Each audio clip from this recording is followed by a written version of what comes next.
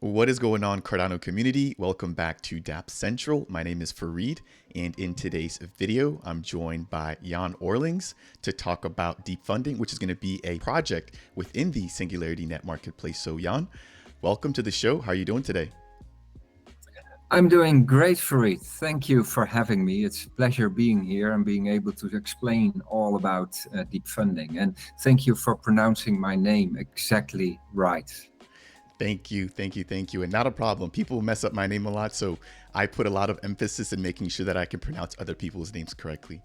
I do want to thank you for your time. And today we're going to be chatting a little bit about deep funding, and I think you're going to be the go-to man. So I'm excited to have you on the show. I'm going to be doing a lot more listening than talking, but I really want to find out more about what it is that you guys are bringing to this Cardano ecosystem in collaboration with the entire Singularity Net marketplace.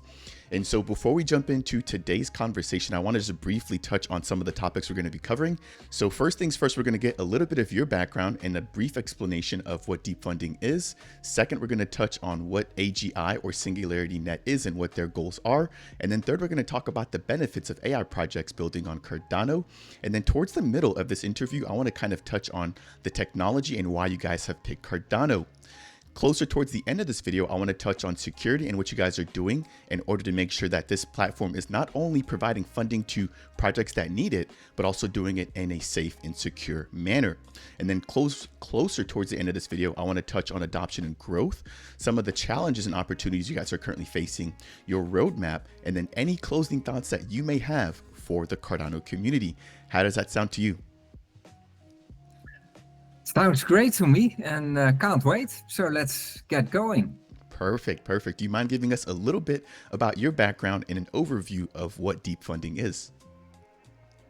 Yes, my official role title at SingularityNET is CPO, Chief Product Officer.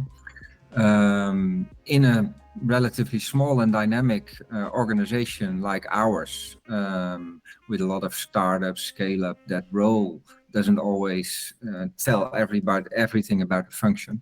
So I do a lot of things in the organization, but I would say probably my main responsibility is being in charge, being in the lead of our deep funding program.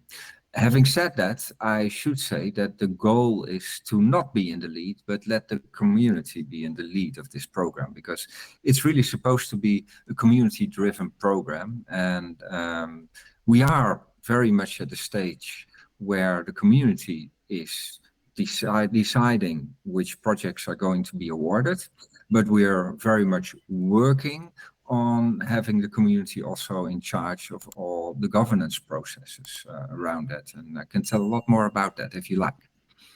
Yeah, I'll be more than happy to hear about that, but go ahead, continue. So deep funding is very similar to Cardano Catalyst, which you all know, of course. We also have very good relations with Cardano Catalyst and the people working there. We learn a lot from Cardano Catalyst, including some of the things that we like to do different. So there's always room for improvement, and I see. So basically, deep funding is about two things. Deep funding is about helping our decentralized AI platform grow. That's our primary goal. I would say the other goal is also experimenting with governance tools and governance processes, and that is something that is also very dear to me. And there's a lot of ground to be covered there as well. So. Deep funding works in a similar way as Catalyst. So anyone can submit their proposal, you, me, anyone, to our portal during the open rounds. But there are a few hard conditions. There are a lot of small conditions, but a few main conditions. It should help the platform grow. Now, maybe at this stage, I should tell you a little bit about what our decentralized AI platform is.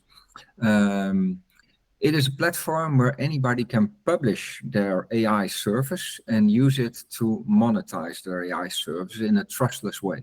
So if you are an AI developer and you would like to sell your AI or your AI services to the world, you can onboard it on our platform, and our platform will take care of tracking API calls and making sure they're paid for, etc. That is the first stage, which is a one-on-one, point-to-point direction. In the next iteration, we are working on something which we call AI DSL, AI domain specific language. And what AI DSL does is connect all these services and create workflows of multiple services. And it will do that completely autonomous. So AI DSL is a kind of AI in itself that will be able to explore, discover, analyze, and then connect all these services together. So imagine a platform where there's not just one or two, but there are 50,000 services on there. And we have AI DSL making ad hoc connections and orchestrating these services. Yeah, that can become a very interesting dynamic situation, out of which potentially already some kind of AGI might surface. But maybe that's a topic we should park for a little bit later.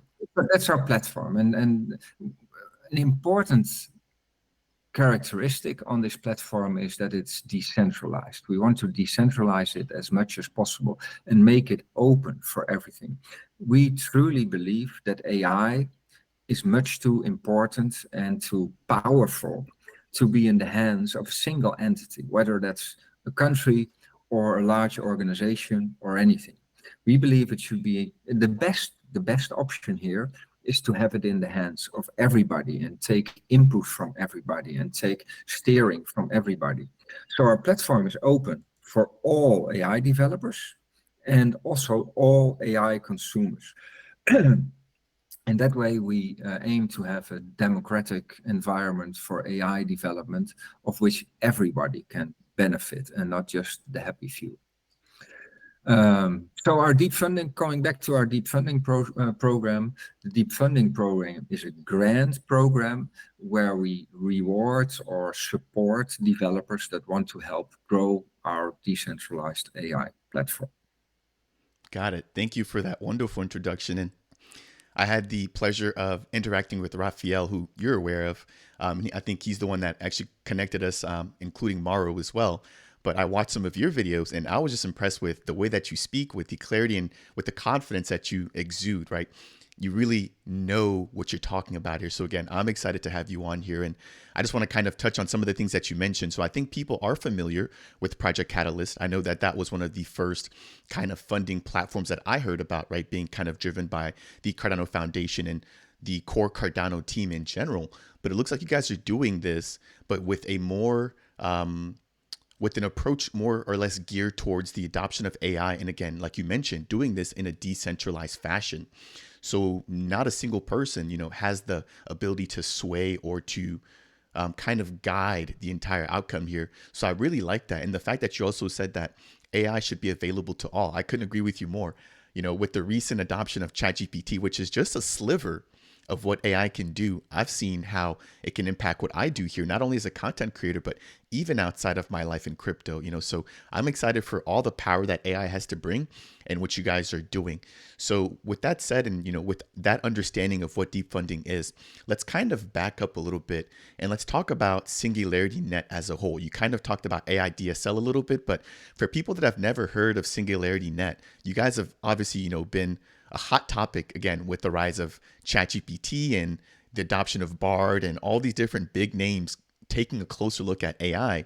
What is Singularity Net doing and what are they bringing in terms of their marketplace and their AI focused ecosystem?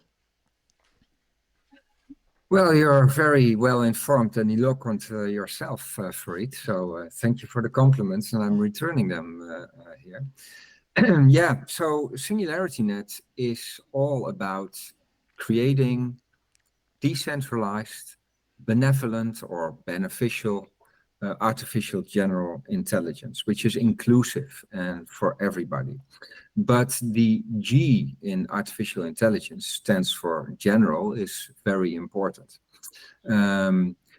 We are taking a neurosymbolic approach to artificial general intelligence, which means that we have so what I talked about just before is our platform and services, but there's another ingredient here, which we call OpenCog Hyperon. And OpenCog Hyperon is our infrastructure, you could say, our framework for creating artificial general intelligence, and also beyond, creating artificial super intelligence, because once we are at a human level, there's no stopping, right? It will just continue. That's also why it's so important to make sure that this is governed properly and is from everybody. So SingularityNET was founded in 2017 by Dr. Ben Goertzel, and Dr. Ben Goertzel is often referred to as the father of AGI. He actually invented that term, I think, together with a colleague back then.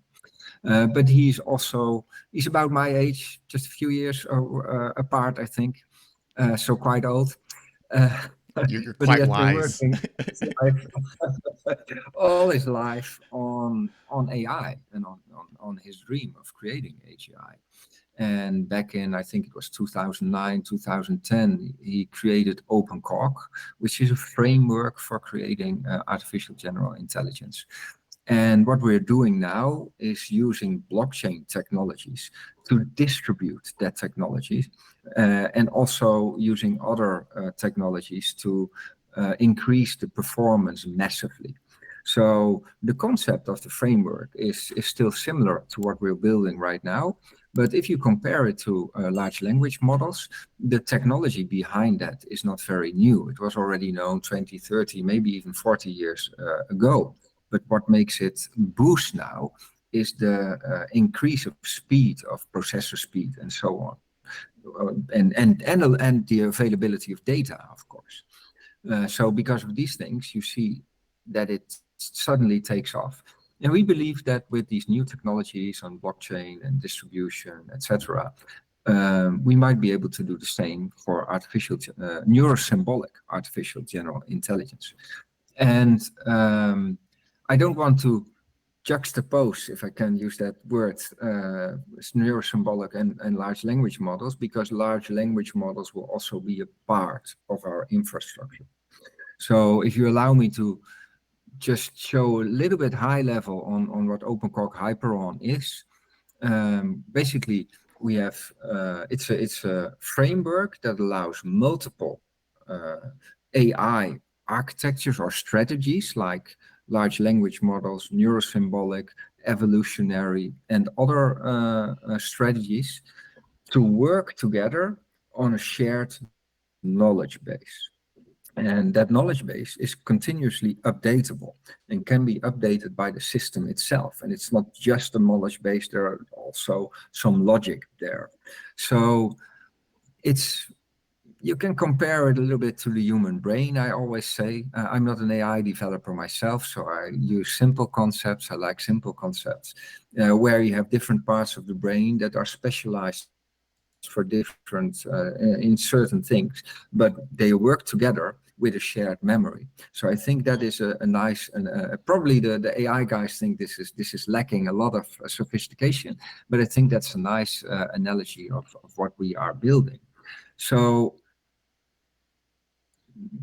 taking that together with our platform, I was telling you, we have a platform which is accessible for everybody, and everybody can put their services on it. And these services can then be orchestrated in real time by our AI DSL. Now imagine this huge mastodon of a service. I was going to use another word, but I'm not sure how liberal you are in the kind of words that I can be using. Called Hyperon in the middle of that platform, and also being available to everyone, but also being able to interact with all the other services on the platform. So that will be a very dynamic situation. That will be a very open situation. So when we talk about AGI emerging. So our OpenCog Hyperon is more like a targeted, architected approach to create artificial general intelligence. And I think we are progressing really fast there right now. We're making huge steps. The system on the platform would be more like an emerging way where it's a bit unpredictable because we have all these services and they start working together and who knows what emerge, similar to things you are seeing happening with large language models. And now put those two together. Yeah, then you have a very interesting ecosystem. And you also have a very interesting economy there because you have all these services on the platform and maybe OpenCog Hyperon is a very elaborate service in itself, but it can also be accessed as a service. But I can also imagine that you can create very small services that just do a very tiny little thing, but do it extremely well or extremely fast or extremely cheap and reliable. And people can make a living out of that some years in the future by creating that one small service that every, so it's similar to a real economy that you have different strategies of working on the platform, making an elaborate one, making a small one, connecting things, creating a front end that uses all those services on the platforms. There are a lot of ways to make use of that. And all that is powered by our token AGI-X. So you can imagine that if you have a service or a set of services, that there will be a lot of API calls going back and forth. But if you have the same service not only working for you, but being used in 1,000 front-end services, then there will be even more. So it could be literally millions or trillions of API calls per day. And yeah, trying to keep track of that with US dollar will be a challenge, I think. So that is why we so we actually have a very good use case for our token. And that is why we need our token to keep track of all of that. And that is where our platform comes in. And that is where deep funding comes in. Thank you for that amazing explanation there, Jan. Again, really speaking to your knowledge of not only deep funding, but the entire ecosystem that is Singularity Net. Now, on my channel, I've been covering Cogito, which I think just had a recent testnet. And I highlighted the fact that, tracer coins, I think, are going to be the future, right? When we're looking at brand new assets and things kind of being guided without traditional finance involved, which, for example, I think people are familiar with stable coins and how those operate, but they may not necessarily be aware of things like tracer coins, which again, Cogito is another piece of the puzzle, just like how deep funding is a piece of the puzzle within this entire Singularity Net ecosystem. So I've been trying to learn more and more about each of these different kind of cogs in the wheel. And obviously this session here is to kind of dive deeper into deep funding. But for the audience, I just want to highlight here, I'm looking at the ecosystem map, which includes not only Cogito, which I just talked about, deep funding, which you're representing today. We've also got Singularity DAO. We've got True AGI. In the health field, we've got Awakening Health. We've got Rejuve Biotech, Rejuve AI. And then we've also got Twin Protocol, Mindplex, Sophiaverse, Jam Galaxy, which are all of these different platforms, surrounding this ecosystem. And then at the very bottom or at the very inner core, we've got, like what you said, we've got AI DSL, we've got Singularity Net, we've got Hypercycle, and then OpenCog Hyperon. So it is a lot, but it really goes to show that this is not something that was just spun up yesterday. You guys have been working at this for quite a bit of time. And again, it really shows. Yeah, maybe we should do a series about this and focus on each and every vertical. I would love this. And I'm happy that you mentioned that. That takes a little bit of the burden off of me for asking. So I am more than happy to have you back here on the channel again. Like I said, you're a wealth of knowledge. You're a mountain of knowledge. So I would love to have you back here anytime to speak on any of these projects. And so let's just kind of keep things moving along here. I want to just kind of touch on, no, go ahead. Yeah, so Cogito, they're partnering with Jet, right? So that's Tracer Coin. I was saying in the beginning, CPO can mean a lot of things in an organization like ours because we're so dynamic and we have so many angles. So there's so much to do. and we're small-ish. We're not really small, but with that many projects, and I'm glad that you listed them all because I always forget one or two. Yeah, there's always so much going on, and then there's also things that are going on that are not yet a part. So, but what was important here, and what is the relation to? There's a clear relation between these verticals and deep funding.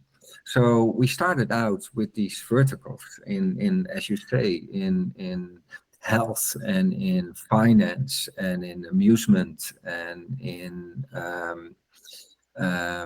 yeah, I'm forgetting a vertical here again, to show how we can use our platform, because if we have because our platform can be used for a number of services, and of course AGI can be used for all of these things ultimately.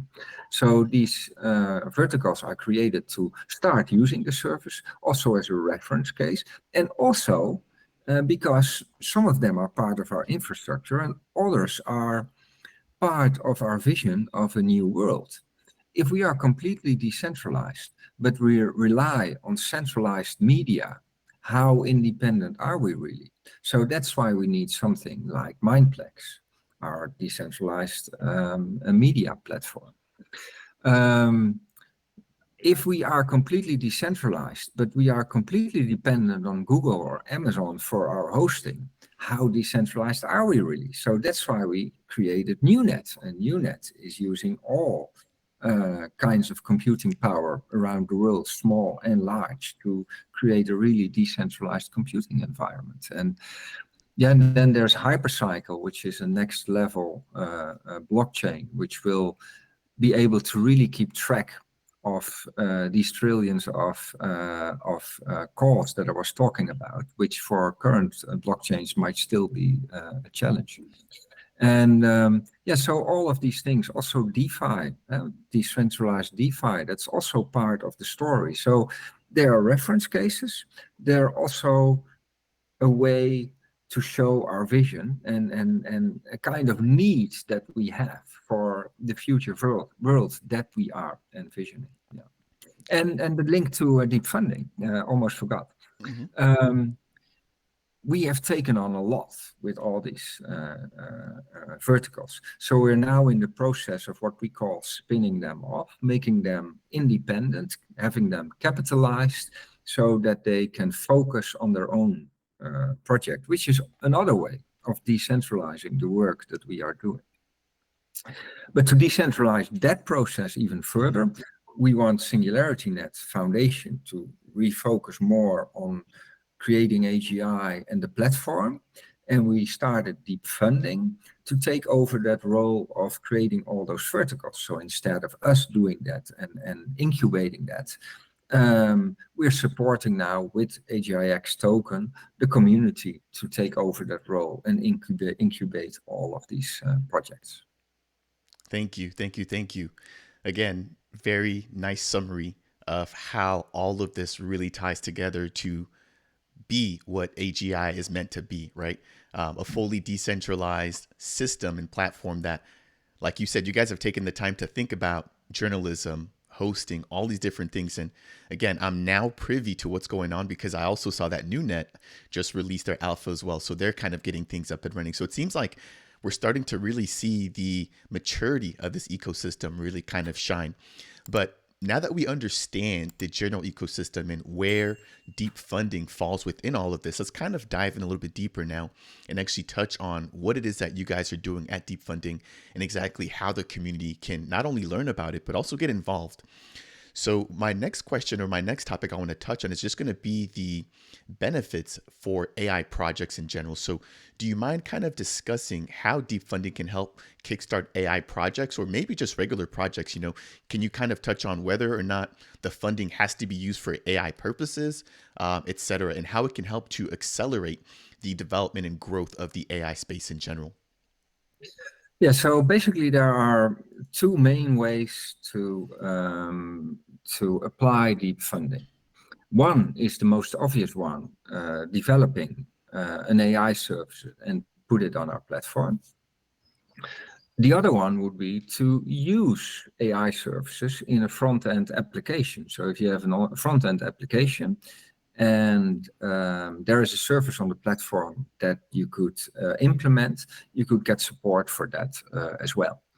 But the main target is that the goal of deep funding is to grow the platform.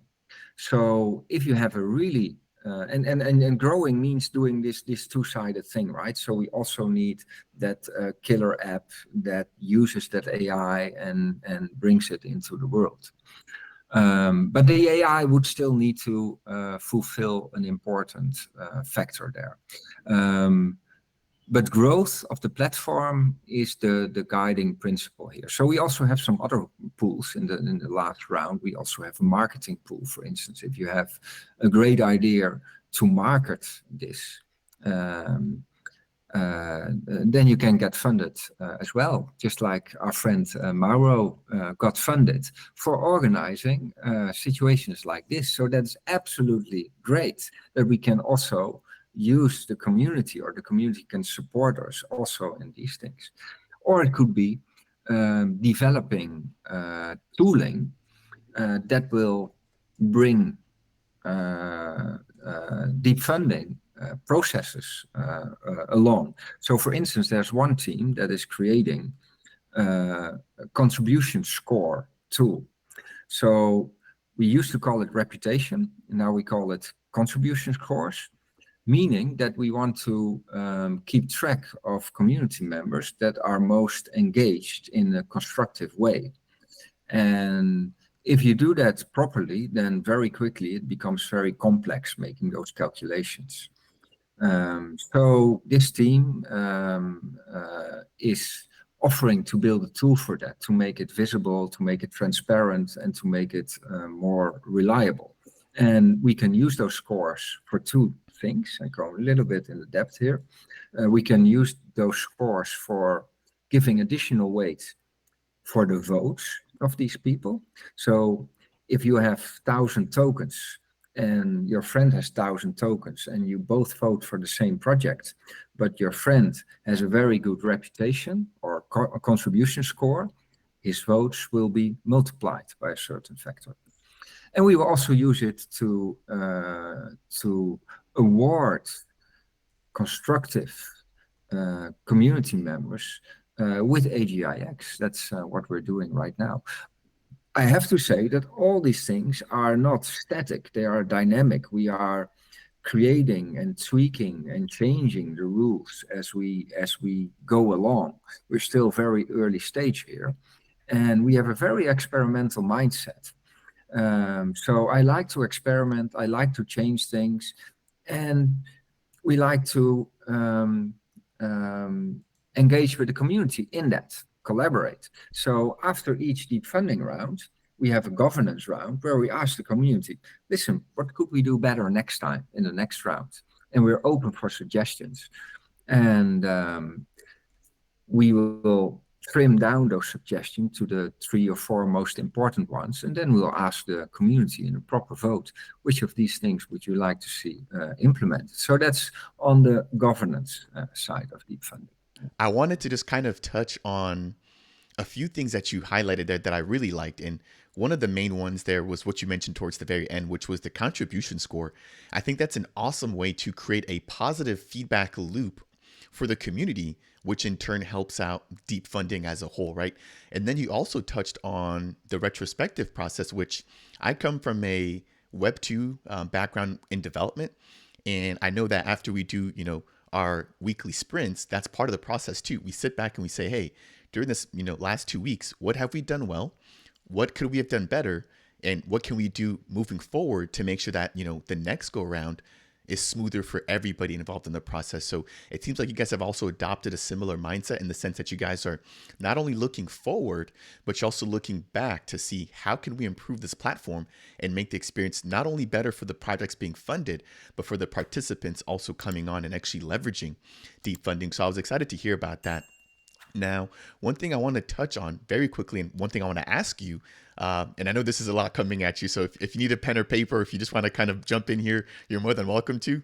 But I also want to just kind of ask as to, can you touch on some of the most impactful projects that have come through deep funding so far? Oh, wow. Well, first of all, we only have had 2 rounds so far. And the second round has just finished, so we'll have to see how that will work out. Um, One project that immediately comes to mind is the Zero to AI project. What they're doing basically is connecting multiple platforms and helping us with our onboarding system. So what you could do with Zero to AI is create a model from Hugging Face, um, perhaps also add data from either Ocean Protocol or another platform, merge it on their app, and then host it on our platform as a service and start monetizing on it. And they will make that very, very easy to do. And they will let you choose whether you want to host the service yourself or if you want to have that done by others. Um, and that's just one way. The tool that I just talked to you about, the contribution score tool, is very dear to my heart. To be honest, I initiated it and I'm an advisor. But yeah, it was chosen by the community. It was awarded by the community, and it is funded just like any regular ones. And it's now an independent team, and they can do whatever they like. So that's an interesting one as well. But yeah, there are other ones as well. Some are really technical about making forecast predictions, etc. Um, um, some are really tangible, like having multiple drones collaborate together in the air. So it's what I like about the thing is that it's so varied. There are so many different kinds of projects out there. For instance, one project that is virtualizing chemical experiments so that you can do experiments in a virtual environment and make it much cheaper. And this is something that big tech can do, but it's not available to small tech. But if we can make that decentralized, then it will be accessible for all and will be able to grow just like open source software. And just like NewNet is doing, actually, they're using that as well. So yeah, it's a wide variety of very cool projects. And that's the cool thing about deep funding. There are some things we would never have been able to think about ourselves. And for sure, not everything will be successful. Some things will fail. But then again, some things might be very successful in a very unexpected way. And that is the great thing about it. Yeah, so talking about success and failure, I always say that one of probably the best decision that I made at the beginning was making the whole process milestone based. So it's not time based, so you get something every week, but you create a plan, you create the milestones, you show the deep funding team that you have received, have completed the milestone with some deliverable, and then you can pay it for the next phase or for the previous. That depends a little bit. But you have to, each project has to be cut down in different stages. Also a little bit again, like the agile roadmap. So the risk is limited. We are not just giving money away and then waiting. People have to actually deliver. And the good thing about it is not just the control, but it's also the collaboration that comes from it. Because if I would have to chase every team every week, where are you now? What are you? Have you delivered? What is the problem? Hurry up. That would immediately give a very bad vibe, right? You're already noticing it right now. But because we do it this way, the teams are in control and they can decide their own speed, their own velocity. And if after 2 sprints they say, we need a holiday of a month or we need to do something else in between, that's not a big problem. We'll just stop our payments until they start again. So Yeah, probably a lot more to tell about that. Maybe also about the governance round you mentioned, because in your questions you touched a lot of things. So I'm trying to go back to each of them. We didn't plan for that to happen. We didn't start out with deep funding. Hey, let's have governance rounds. But after round one, we noticed that there were so many things we could change and so many interesting topics and so many things we would like to share with the community. So after each round, deep funding round or a governance round, we do a deep analysis of what has been going on, also with votes. We even have infographics on that. And based on that, we analyze what went well, what went wrong, where there are risks. And based on that, and based on community input and conversations with the community, we can decide what the next thing is. Now, there's one disclaimer here. When you start a new project like this, you can't decentralize every decision, because you have to make 100 decisions every day. And everybody would be tired of voting very quickly if we put that out to the community all the time. So unfortunately, it starts a little bit centralized, with me at the start making a lot of primarily decisions on how to formulate the whole program. But the intention is very much to decentralize that as much as possible over time. You could say that there are three stages there. So we have an experimental stage, and we have a consolidation stage, and we have a governance stage. That's how I see it right now. Right now, the whole program is still very much in an experimental stage. But at some point, some of these things will mature and consolidate. So for instance, in the first round, we had 2 pools based on the amount of funding. In the second round, we had 5 pools based on the type of project. I can imagine in 1 or 2 more rounds that will be more or less stabilized. And then we get into a consolidation phase. Also, the contribution scores, the variables there and the way we do it, it's still very, very experimental, and we might change it from round to round. But at some point, we will get to a stage where we say, hey, this works, and we don't need to change it that much anymore. Then we are in a consolidation stage. And when we are consolidated sufficiently, then we can say, well, if we want to change something now, we need to have a proper governance process there. It's not just somebody who can decide to do that in the next round. Maybe we have to have a voting process, or maybe we have to have an intermediate level of representation that will make that decision. That would be the governance phase. And as we go forward, there will always be components that are still in the experimental phase, even though maybe 80% of the program is in the governance phase.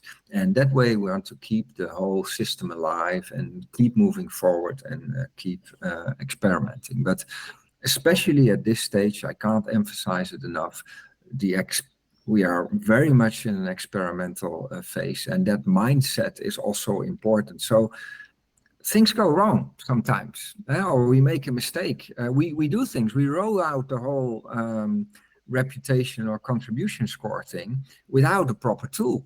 If we should wait for a proper tool, then we should wait at least another year, and it's a waste of time. So we just go and we say, listen, guys and girls, we can make mistakes here. It might not be perfect, but we are trying it, and we are putting it to the test, and we are learning.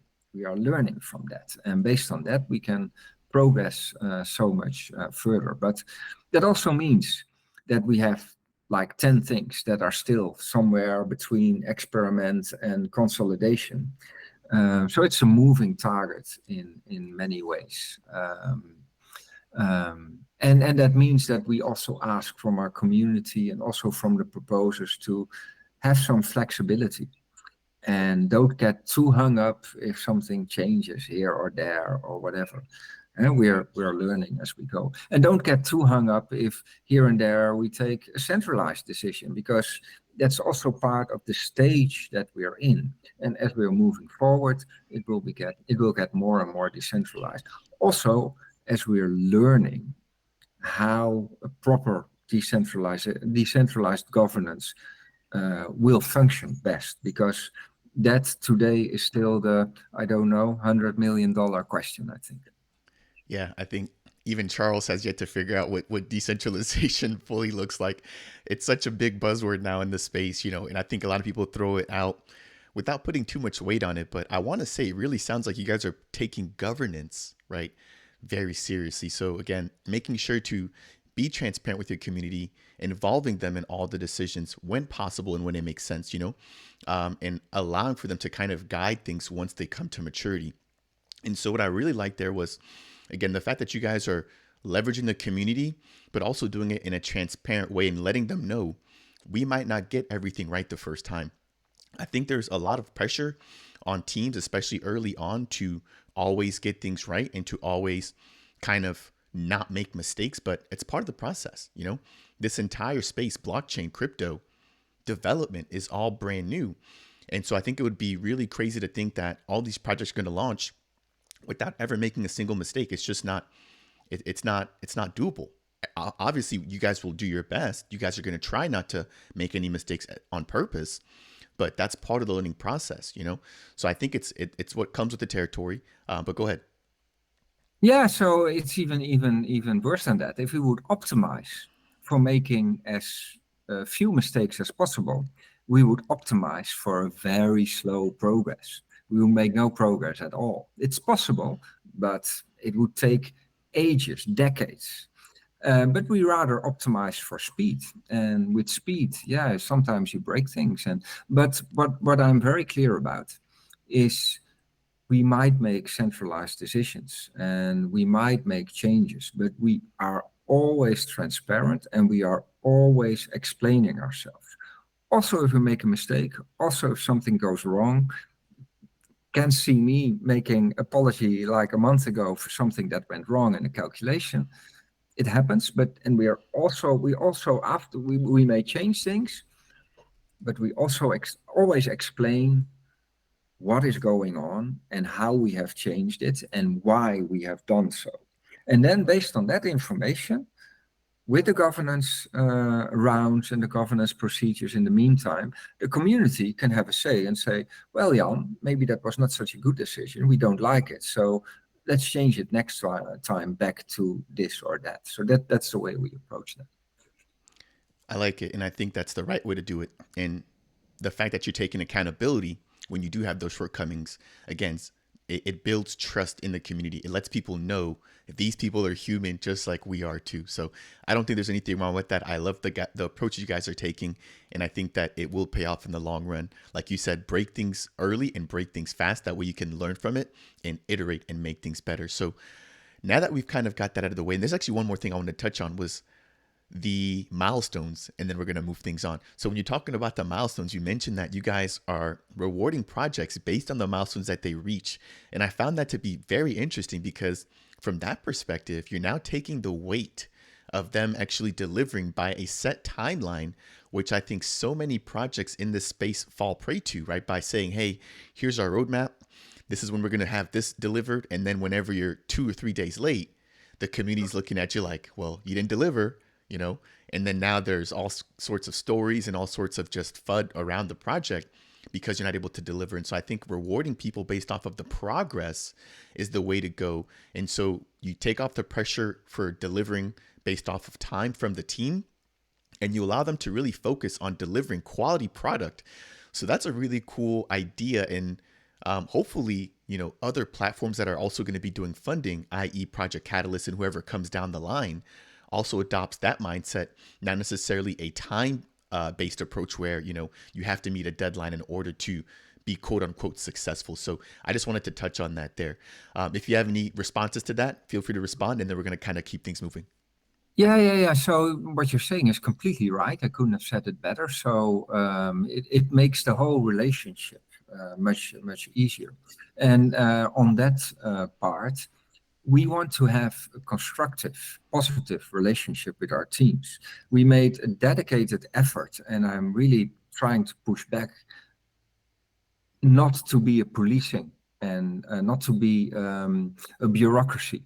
where we only, because whatever rules you create, there will always be ways around it. But we want to collaborate with the teams. Actually, I see deep funding not so much as a grant program, but as a part of a bigger community of collaborators and creators, and deep funding is just a part in that.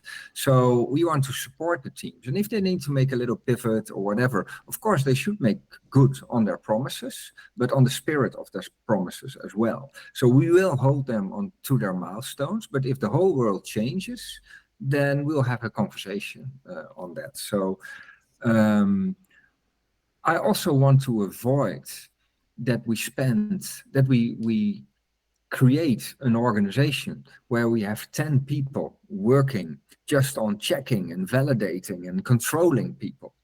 It's better to save the money that you spend on all that policing, and then just accept that maybe 1 in 10 or 1 in whatever projects fails, or maybe is on purpose gaming the system. But trying to minimize that behavior by creating better rules and better processes, etc. And at the same time ensuring that you have a very collaborative environment. Wow, I'm really glad that you ended on that note. That actually is going to be a perfect segue into the next portion of this interview, which is going to be surrounding security, right? So I wanted to touch on just that. What are you guys doing, right? Number one, to make sure, like you said, that people aren't gaming the system. But number two, leveraging blockchain to make sure that the actual deep funding platform is secure, right? From a smart contract platform, and also from like a voting perspective too. I'm interested in hearing, do you guys maybe leverage something like I heard you talk about quadratic voting to make sure that people can't game this? Again, not only from a voting and a protocol perspective, but just from a fund perspective, because you guys hold a lot of funds, right? You guys are basically telling people, hey, bring us your ideas, and in exchange, we'll give you funds. So I would assume that that's going to attract a lot of people, and especially as your platform grows, there's going to be more vetting that you guys have to do to make sure that people aren't taking advantage of deep funding. Yeah, so there are a lot of aspects to that security. To start with the platform, which is in a way maybe easiest. The way the platform function is that you will host your own AI service in principle on your own server. And what the platform does is keeping track of API calls. So we have an escrow where a consumer of services can put a certain amount of tokens that is being stored securely, and it is paid out to the AI publisher based on the API calls made. So that is a situation that is pretty controllable, I would say. And maybe also importantly, if you sell your API calls, there's no middleman. All the revenues go to the publisher of the AI service. We don't take a margin on our platform. I'm not saying that will never ever happen, but we don't do it, and I see there are benefits to that as well. So that's about the platform.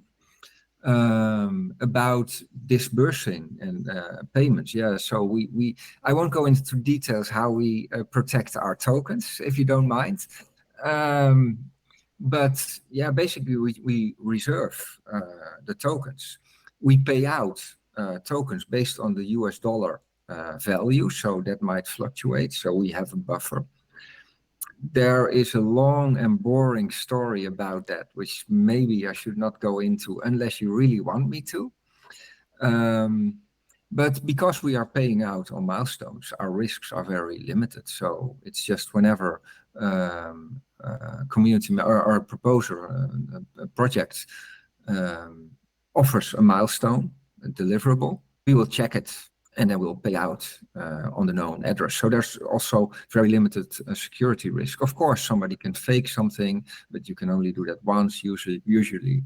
And we are collaborating and working with a team, so that's pretty safe there. Now, the most interesting part, of course, is on the voting. And that is also where the largest room is for gaming the system. So we have a lot of scenarios there that we can apply. And we're working on them. And I have some idea, a pretty good idea, how that should look a year or maybe 2 years from now.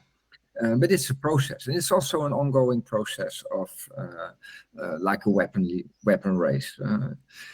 So I don't think you can ever make a system that will have zero risk of gaming. Well, at least not in the short run.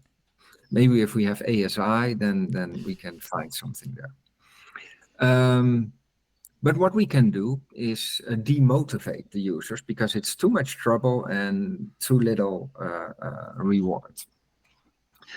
I think right now the two main ingredients there are quadratic voting, as you mentioned. So we want to reduce the impact of whales, and we created, like I said before, analysis on voting behavior with graphs, etc. So you can exactly see what wallets there were, how their relative weight was, and what they voted on, without disclosing the wallet address, by the way. That's a topic we have to think about with our community going on, whether we want to disclose that or not.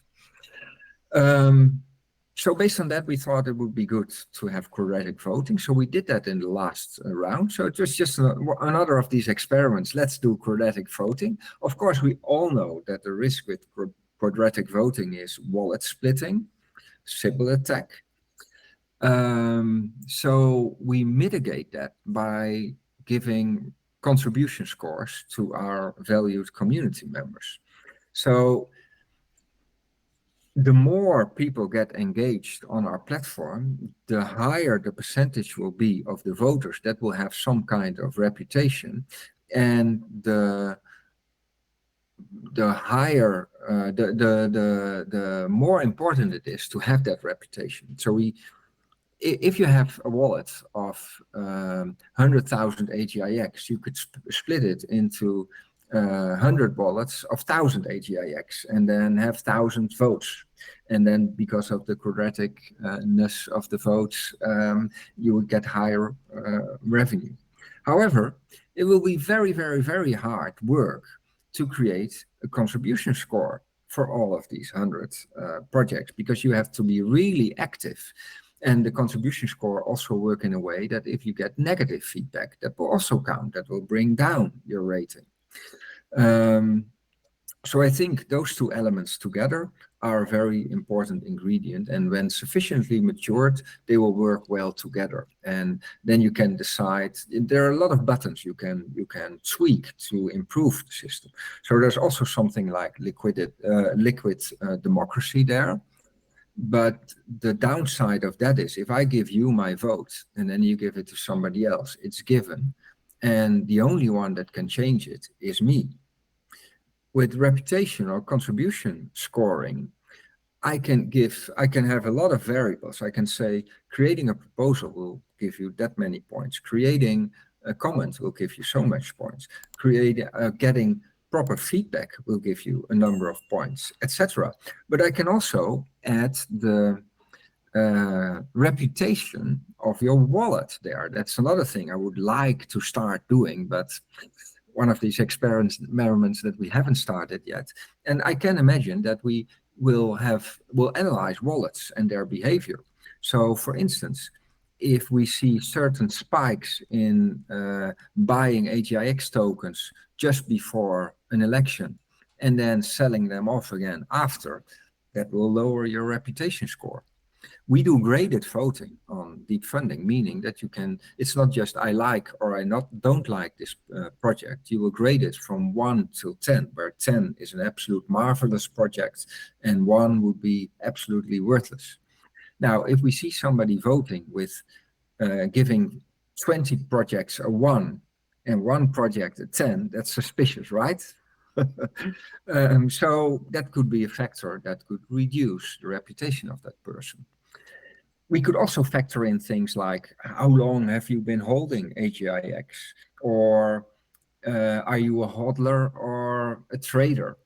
Things like that. Whatever we think is a signal to that reputation, we could add there. So right then, at that stage, we already have 2 sources for contribution. It's your wallet and it's your behavior on our proposal portal. And I can imagine we can add other things there as well. For instance, being present in community calls might give you reputation. So reputation score is important. One more complicating factor in reputation is making a liquid rank rating, a liquid rank reputation, meaning that suppose you create a comment and you get 2 thumbs up on that comment, or maybe it's a grade like a star system or whatever. You get 5 stars from me and you get 5 stars for somebody else on that comment. But if I have a very high reputation myself or a high contribution score myself, that would give you much more reputation points, contribution points, than if you get the same reaction from somebody who's just new on the platform. So by that liquid rank, we make the system more reliable, more sustainable, and more less fragile, basically. Now, there's one more thing I would like to add on this tool, if you don't mind. We are building this tool initially to make our own process easier, because what I said about a liquid rated rank, you can't do that anymore in a spreadsheet. You need a tool for that. But we will also open up that tool when it's properly matured to other projects and other platforms. So imagine that Cardano Catalyst will use the same tool. And maybe they have different rules and they have different variables and different ratings. They can do that or whatever they want. But at the end of the day, reputation or contribution, I should start using contribution as a word. It's a better word than reputation. A contribution score comes out of that. Based on what you think makes sense for your platform, etc. Now, suppose that you have a very good contribution score on Cardano Catalyst, but you're completely new on deep funding, and you start on deep funding, but we can see based on your wallet, hey, this guy has a very high contribution score on Cardano Catalyst. Then from deep funding perspective, we can say, well, we already trust you a little bit because of that. So we are already giving you a rate.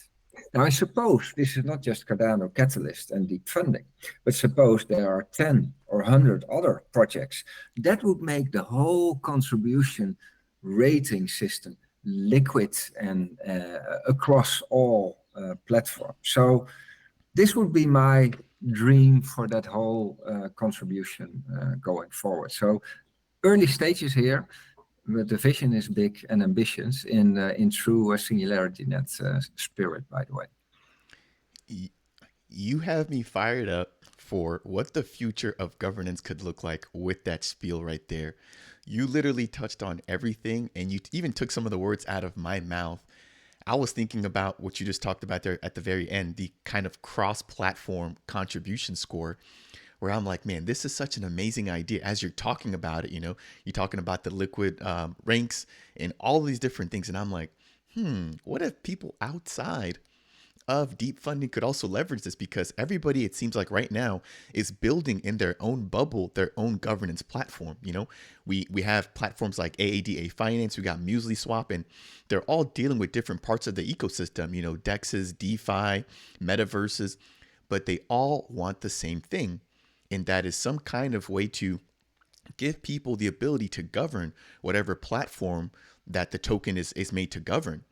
And so I think that's like the one unifying factor within crypto as a whole. Even imagine this going cross network, where you now have a contribution score in Cardano that can somehow translate over into the Polygon or the Avalanche or the Ethereum ecosystem, where like you just mentioned, you may not have a reputation there, but you've got some kind of background built up somewhere else that you can leverage on that new network. So that really, again, I had so many light bulbs going off in my head. It's hard to put it all in words right now. It even gets better than this. It even gets better than this. We can make it a little bit more sophisticated, saying that you will have a very high reputation on creating podcasts, but maybe you have a very low reputation in, I don't know, dental care or repairing cars or whatever. So at some point, we will also be able to factor in that if we make the program sufficiently sophisticated, I would say. We're not there yet. So imagine that everybody, based on what you're doing every day and what you're engaged in and what you love to do, you would be recognized for the things that you do.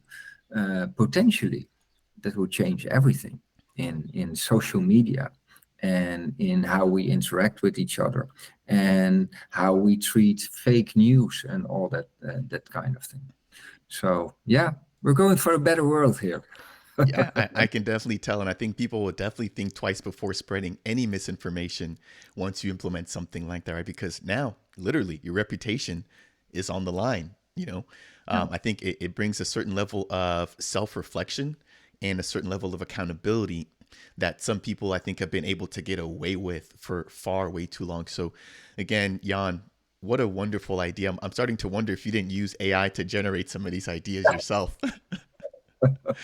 Um, Again, thank you for that. I'm gonna have to watch my own video to kind of go back and really dive into everything that you just said, because that was a mountain of knowledge there in terms of how people can just do voting and governance so much better. Again, given the fact that it's one of the core utilities that you hear about on every white paper, on every project. Hey, you hold my token, you're gonna get access to governance, right? But what does that really mean? And I think what you just explained there is one of the paths that we can take when it comes to governance moving forward.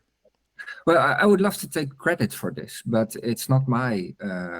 I didn't invent it, but the principle of reputation, as we then called it, already goes back a number of years in our organization, and people like Anton Kolonin and Ben Goertzel have been involved in creating that. And one of the original use cases for reputation, which will still be a use case going forward, was not for people, but also for AI services. So imagine this platform that we talked about with these 50,000 or more AI services. How do you know which ones are reliable and that function properly and that are cheap or whatever? You would need to have some kind of reputation system for that as well. That factors in a whole wide range of variables and attributes to come to that one score. And I think that is the power of it. The more sources you have for data. So for an AI service, that could be how many transactions are being done, how fast are the transactions, how much does it cost. But it could also be things like how long has it been on the platform? Is it very new or very old? And it could be something like the human factor. So how have humans rated this specific AI service? And I think you can think of more attributes there. And all together, we should give also a nuanced image. So I can also imagine people becoming scared of reputation. But first of all, that reputation could be kind of a pseudo identity of yourself. So it doesn't have to say, this is Jan Horlings. It could also be whatever name I'm using online to do what I do.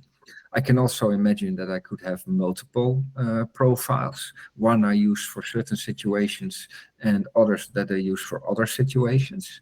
But if I have a fully new profile, my reputation would be very low. So the chances that I say something crazy and the whole world will listen to me are very small. And that is one of the issues that we have today, of course. Again, you're kind of jumping ahead of me, but I like it. I like it. I feel like you're interviewing me at times. The next thing I want to touch on, Jan, is going to be challenges and opportunities. So, do you mind touching on, what have been some of the challenges that you guys have faced, obviously personally, but also as a team when it comes to developing this? Because this is a huge undertaking. I'm listening to you talking again. It sounds really great, but implementing this, I'm sure, is taking a lot of man hours, a lot of dedication, and a solid team all around. So, what have been some of the challenges that you faced, and how are you guys working to get around those? Well, our team is extremely small, I can tell you. So we're doing a lot with as few people as possible. And I also want to, there's also, that's also on purpose, basically, partly, because I don't want to make a bureaucracy. I want to keep things dynamic, not just internally, but also with community members. I think that is one of the challenges. Um, with this reputation, with the liquid processes, even if you have a liquid democracy or whatever, I think there's always a risk that you get a kind of system where a few people float to the surface and then get a kind of staying power. Because they are visible, everybody knows them, and they get more votes or they get more attention. And it's a self-enforcing circle. I think one challenge for going forward would be to keep it dynamic, to make sure that people are all, that the system moves and people float to the top and then float down again based on how interactive they are at that moment in their life. Maybe in a certain stage of the year or a certain year, I will be more active than another, and that's fine. And maybe in that time when I'm more active, I will get more responsibilities, and when I'm less active, somebody else can take that role. So I think that self-renewing system, I think that is maybe even the key success factor to governance in general, not so much deep funding. For deep funding, the two most obvious criteria are getting a lot of high quality projects in and getting a lot of engagement from our community. And yeah, I think we're especially on the projects coming in, we're doing well. I think in the second round, we only had half the amount, the awarded amount. We started with $1 million worth of AGIX. And then also due to the market conditions at the time, it was $500,000 in the next round. Probably it will be more in the following round. But even though awards were halved, we had doubled the amount of contributions. So there was a lot of competition. And actually, there were also some very good proposals which didn't make it, which hurt me a little bit. Although I must say, overall, the community made quite good and wise decisions. But I think in the end, governance is probably the hardest, the hardest challenge. And maybe in this context, it's also interesting to tell what we're doing around deep funding. So when we started SingularityNet, we wanted to make it completely decentralized. We still want that, and we're still aiming for that, but in a different way. At that point, we thought we could go from a low stage to a higher stage of decentralization and putting more and more authority to the community. Right now, we see, as you're saying, even Charles doesn't know exactly how decentralization should work. We found it out also. So the whole system hasn't matured in the way that we expected when we started deep funding. So instead of doing that over the whole platform, what we're doing now is we're creating a separate entity. It has now the name Singularity Community DAO, but that will probably change. And that entity will be completely or as much decentralized as we can make it with proper governance rules. And in that entity, we will experiment with governance and we will involve the community and we will find out together with the community what works and what doesn't work, etc. And deep funding will be a very important part of that entity. But once we get sufficiently matured, we will expand that entity and we will add more and more responsibilities to it until eventually, if we are sufficiently matured, the whole of Singularity Foundation will be decentralized there. Thank you for that. And I think you guys are well on your path, like you've talked about before. You guys are iterating on everything. So continue to break things fast, and hopefully that'll help you guys solve the problems faster too. Now, Jan, I appreciate you joining me here. We do have to wind down, so I've got two more things I want to touch on. The next is going to be the future for deep funding in Singularity Net, and then I also want to get your closing thoughts here and your parting words for the community. So, do you kind of mind talking about where you see deep funding going in the next 5, 10, 15 years, as well as Whoa. Singularity? I know it's a tough one, but just try to give us a sneak peek there. Maybe if you want to drop some alpha, you're more than welcome to do that here too. But I want to hear your thoughts on that, and then, like I said, we're going to close up with your parting thoughts here for the community.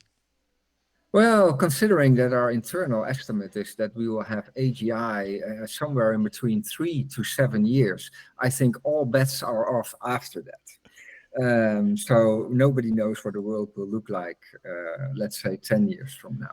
So I won't say anything about 15 years from now. But I already touched upon in deep funding. What I really would love to see happening is deep funding to be a community of creators, and where everybody has their role to play in an organic way.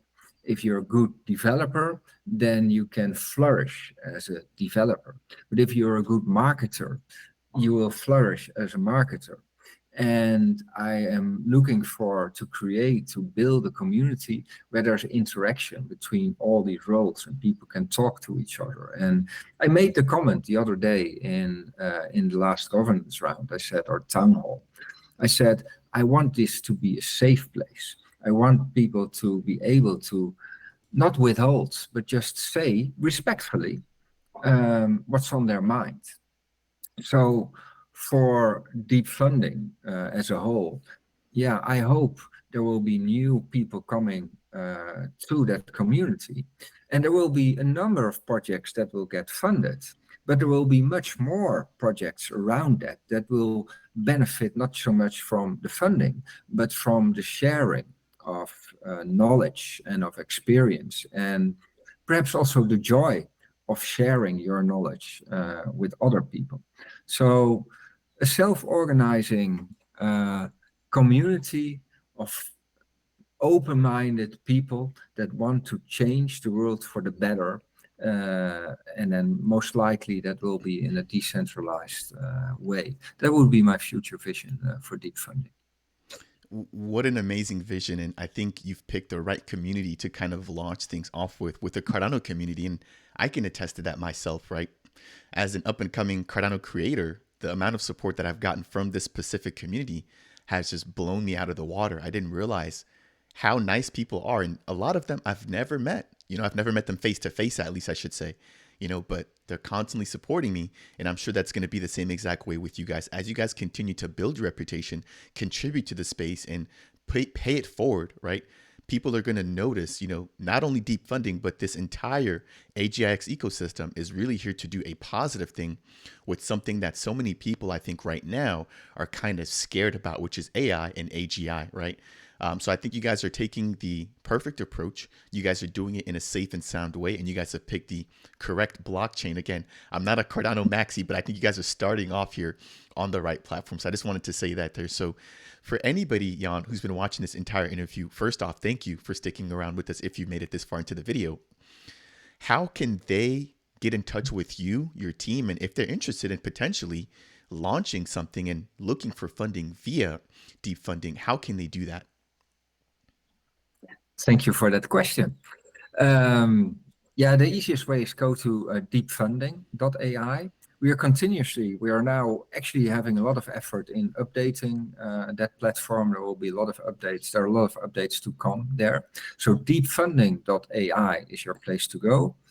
You will also see past projects there. We have detailed pages on projects where we keep track of milestones and status updates and the original thing, and community presentations, so you can get a good feel of what was being done before. You will get up to date there of new rounds. We don't have proper dates yet for the new deep funding round, but you can subscribe to the newsletter there. You can also reach out to me personally or on our social channels. We have a Telegram channel on deep funding or a Discord channel of deep funding.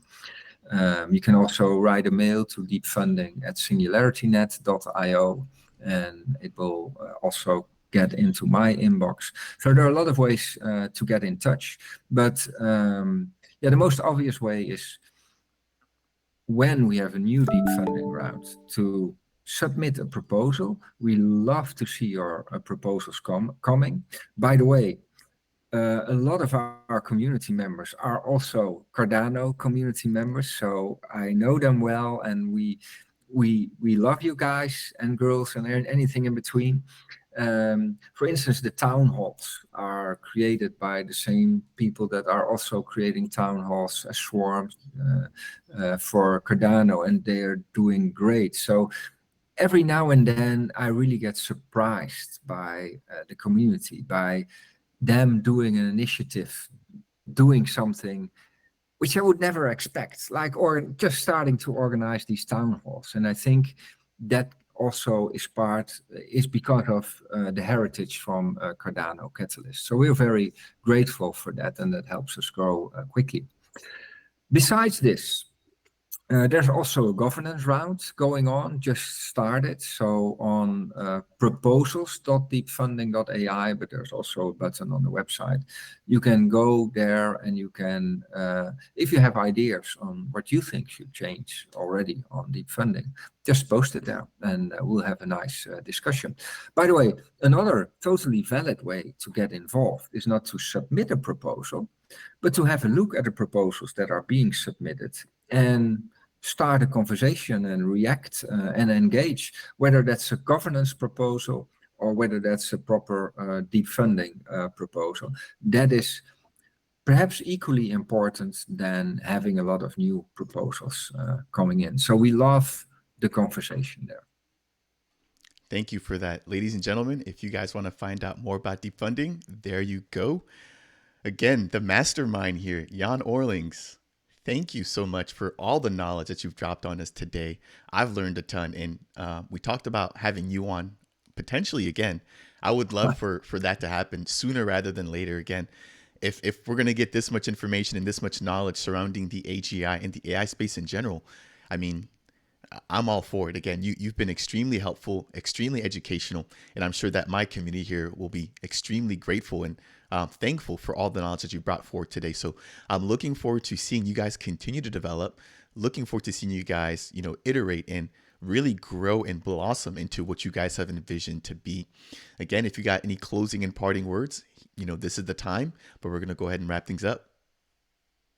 Yeah, thank you for having me. I think this was a little bit over an hour, I suppose. It was a very well spent hour. I love talking about this stuff. My family gets bored of it sometimes. So thank you for having this audience for me. And yeah, I appreciate it massively. And yeah, come have a look at deepfunding.ai or SingularityNET.io and get familiar with our community. And you are extremely welcome. Thank you.